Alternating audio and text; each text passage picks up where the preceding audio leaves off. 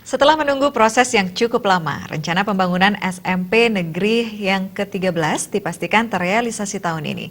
Pembangunan sekolah baru ini dilakukan karena sejumlah sekolah di Denpasar mengalami overload.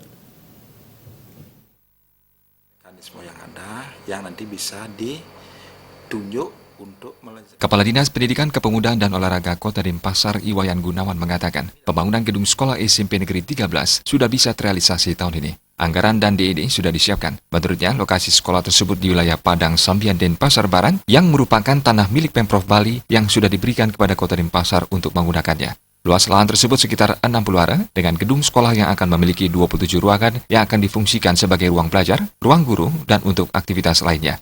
Pada tahun ajaran baru, sekolah SMP Negeri 13 sudah bisa menerima siswa dan untuk sementara, siswa akan belajar di gedung sekolah terdekat sambil menunggu selesainya pembangunan dan peralatan belajar mengajar lengkap.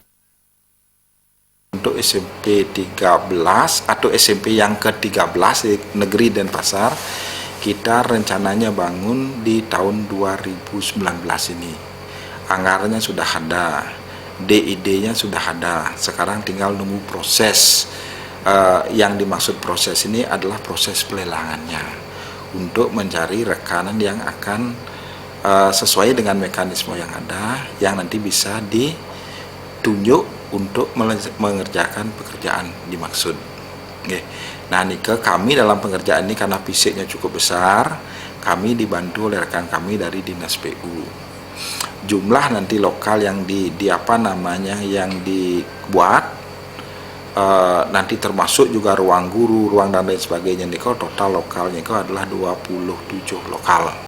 Untuk sambil mengevaluasi apa kebutuhan-kebutuhan kita nanti terkait dengan proses pembelajaran di sana, kita rencananya mendahului merekrut. Artinya bersamaan dengan pembangunan gedung, dalam arti nanti kita akan mengambil dulu tempat belajar untuk yang akan siswa akan direkrut ini adalah di SD 17 Padang Sambian.